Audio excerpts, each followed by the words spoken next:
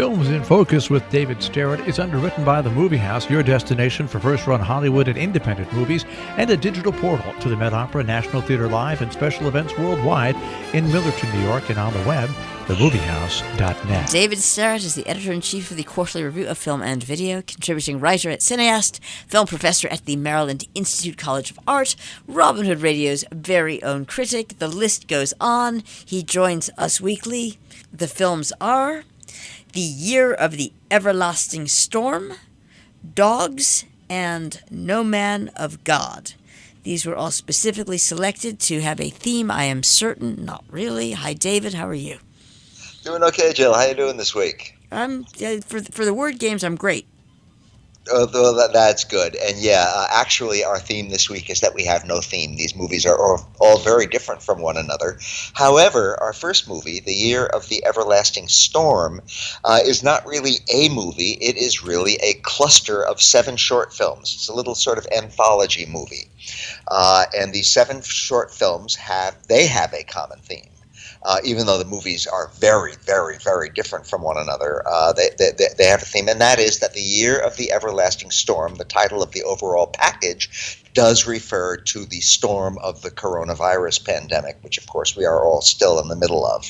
So, I hope not near the middle of. I hope getting near the end of. But anyway, that's what the title refers to, and each one of these short films deals with the year of, or more than a year, of pandemic in a different way, some more effectively than others. I will say that the overall quality of this collection of 7 short films is really good. I don't think there's a bad film in the bunch, and a couple of the films are really excellent. So let me say a little bit about the movies that are in this little collection, this little anthology of short films. The very first one comes from an extremely major Iranian filmmaker named Jafar Panahi. He has made some very major films over the years. He's a very important figure in what was, a while back, the great Iranian New Wave, the great flowering of terrific movies that came out of Iran, and Panahi was one of the major filmmakers. I can't say that his movie, which is called Life, his little short film, is one of the best installments in The Year of the Everlasting Storm. It's rather slight, but it basically just shows his family living in their house during the quarantine they were in, when this whole thing was still kicking off. We have Panahi himself, we have his wife, we have his old mother, and interestingly, we have what appears to be their iguana or some such creature who is a pet who wanders around the house and is really the star of this little movie called Life. So we just have basically these people living their lives and getting along as well as they can in close quarters during the quarantine. And it's a nice little movie. It's a pleasant little movie in its way, and it's a very, very intimate movie. I didn't find it very thrilling, but it's an interesting sort of kickoff to a collection that I think gets better as it goes along. The second movie, which is from China and which is written and directed by Anthony Chen, is called The Breakaway. And here we have a young married couple in their apartment with their little boy during lockdown and just sort of driving each other crazy. There's another movie out right now. There's a feature film out right now called Together, which is about a married couple with a little boy driving each other crazy. And The Breakaway is a shorter, tighter version of that. You have to sort of put up with a lot of quarreling and a lot of sort of discontent in this little household. But it's an interesting movie that I think paints a reasonably accurate picture of what the pandemic lockdowns have been like for a lot of people.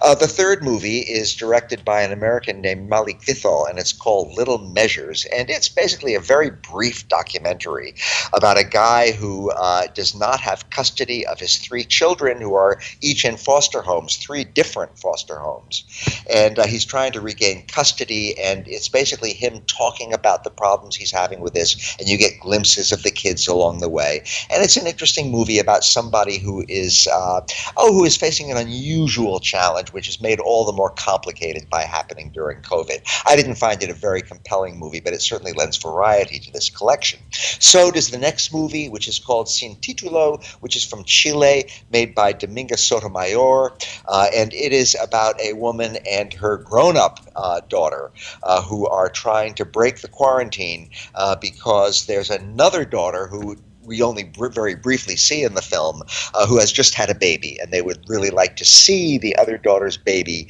and so it's about their effort to do that. And it's just a little sort of a little drama about this situation. Then I think the collection, The Year of the Everlasting Storm, gets really interesting in its last three films. Terror Contagion is an American film made by Laura Poitras, who is probably best known for her movie Citizen 4 about the Edward Snowden affair, and she got these terrific interviews with Snowden, which are the feature of that movie. And she's a very major documentary maker who kind of specializes in movies about very heady political subjects. And here we have her working with a group called Forensic Architecture, which is a group of investigative journalists, and they are investigating the Pegasus spyware that was used to target human rights activists and journalists in a whole long list of countries. There's this group called NSO, this company, and they have this malware called Pegasus. And Poitras has been investigating this along with this group of investigative journalists. And this is a brief documentary about their efforts, about their tracking down of the NSO group and of the Pegasus malware and how it's been used in all kinds of nefarious ways, they claim. And it's a documentary, and it's full of paranoia. It's full of people who are in lockdown and communicating by Zoom and such matters during the pandemic, and at the same time trying to crack this international malware ring. So it's a very interesting documentary, and it crams all this into less than half an hour, and one of the more interesting parts of The Year of the Everlasting Storm. The next to last installment by David Lowery, very, very interesting and becoming quite a major American filmmaker, is called Dig Up My Darling. And it's a little drama, I would even call it a little horror movie, about a woman who finds a whole bunch of letters in this rundown storage unit, and finds in one of the letters some indications that somewhere a child died and was buried in the middle of the woods somewhere, and she decides that it's time to dig up this corpse and bring it to more dignified surroundings. And so this woman goes out and she tries to find where this body is buried, and she eventually, well, I won't tell how it comes out. Again, it's a little horror movie, and it takes place during the age of COVID, but what's interesting is that here we have a movie which focuses on basically one main character. And she is on this lone, solitary quest to accomplish this task, which involves finding and digging up and moving a corpse. So it's a kind of little horror movie you could make under conditions of lockdown and quarantine and so forth, because not many people are required to be in it. And I think it's just a very effectively done, very nicely creepy little horror film. And the last installment, I think, is the absolute best in The Year of the Everlasting Storm. It is by the very, very great Thai filmmaker, Apichatpong Weerasethakul, who's a very, very major figure in world film today, and it's called Night Colonies. And I'll just tell you what it's about. We get to see the setup very clearly in the movie. The setup is a whole bunch of very bright neon lights standing over an unmade bed. And on that bed and around that bed are a whole lot of insects, moths, other insects, and they are the stars and the only characters of this movie. And what we watch is very, very close-up views of these insects crawling around and creeping around and flying around on this unmade bed.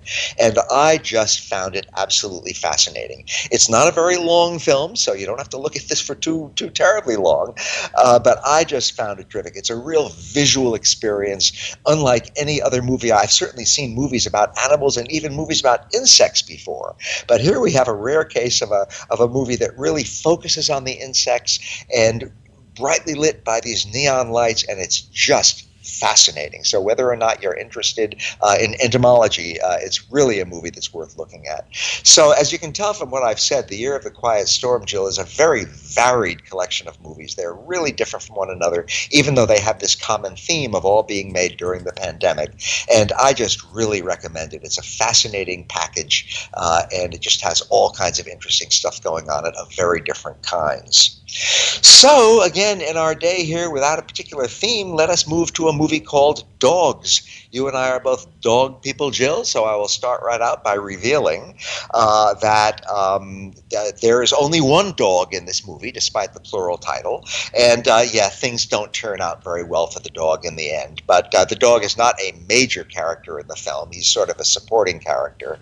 And even though this movie has credentials from various countries, it's basically a Romanian film.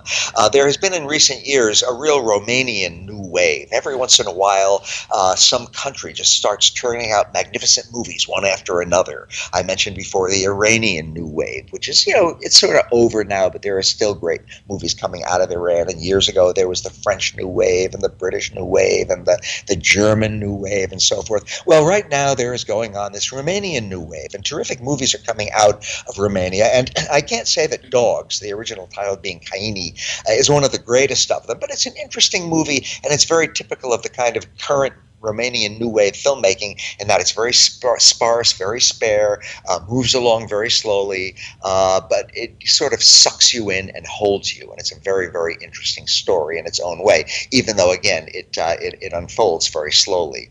So Dogs is about a man who lived in the city, but he's come out into the country to deal with some land that he's inherited way out in the country, and that's it.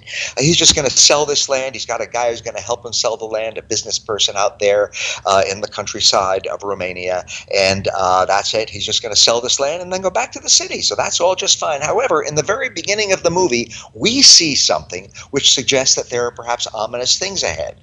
There is this sort of swamp pond in a marshland, and suddenly out of it bobs a foot, a severed foot. It's rather like the beginning of David Lynch's movie, Blue Velvet, where at the beginning of it we find a severed ear, and that turns out to lead to a tremendous mystery. Well, here we have a severed foot. So what's going on here? And that's on the land where our main character, whose name is Roman, has come to just sell the land and then move on. But he discovers there are some things he has to deal with there. The guy who's going to help him sell the land, things start to go wrong with him in certain ways. And then pretty soon Roman starts to meet other people out there, including the local police chief, who reveals to him bit by bit that the uncle from whom Roman has inherited the property was actually a bad guy and was involved with a whole lot of local mobsters and the sort of local mafia. So there it is. Roman has this land, and he finds out that the land might not even have belonged to the uncle from whom he has, the grandfather from whom he has inherited it.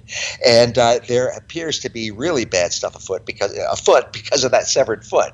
So that's what the movie is. So yeah, it's a thriller, it's a police movie, it's a whodunit in a way, and again, being a Romanian movie, it unfolds slowly, but I found it pretty engrossing. It's a very interesting movie and a pretty fascinating story if you can sort of deal with its slow pace, and it's wonderfully acted. Every one of the performances is absolutely first rate, including by the dog who plays the dog in the story, whose name is Police. At one point somebody has to clarify whether the police are coming or whether the dog named Police is coming. So the movie has its own teensy little bits of grim humor along with everything else. Dogs, a good movie from the very fascinating current Romanian New Wave. And finally, Jill, I want to talk a little bit about No Man of God, which is a movie about the serial killer. It's a fictionalized movie, but it's about the real-life serial killer, Ted Bundy. And the movie was directed by Amber Seeley from a screenplay written by Kit Lesser. There's a lot of movies about serial killers, too many probably. This is a really, really good one. It deals with the relationship, and again, it's fictionalized. It's done by actors. Ted Bundy is played by Luke Kirby, and the FBI profiler, Bill Hagmaier, a real-life figure, is played by Elijah Wood. And the movie, it's unusual because it focuses almost entirely on the interviews conducted between this FBI profiler and Ted Bundy while he was in jail and awaiting basically his execution. And a lot of people had tried to get some real information out of and get some real sort of psychological insight into Ted Bundy and failed. And then this Bill Hagmaier, who was a pioneer of profiling in general, as well as being the profiler who really got into Bundy's head for a while, it really deals very much with the interviews between those two, and the screenplay is based very closely on those those actual interviews. So it's kind of a claustrophobic movie. A whole lot of it is just these two men together in this room. But you really do get a little bit of a sense of Bundy's psychology and of the profiler's psychology, and you really get a sense of what it might be like to try to get inside the mind of somebody as different from most of us as this notorious serial killer, who of course was also famous for being quite a charming person in person. And so you get a little bit of the paradox of that as well. So I found No Man of God to be a superior serial killer movie, a superior true crime movie, a very, very well acted movie, and I just found it quite riveting from start to finish. So I got 3 good movies today, and No Man of God is by no means the worst of the 3. So that is my very jumping around all over the place story this week, Jill. But 3 good movies, thank you very much. David Sterritt, Films in Focus. The films The Year of the Everlasting Storm, Dogs, and No Man of God.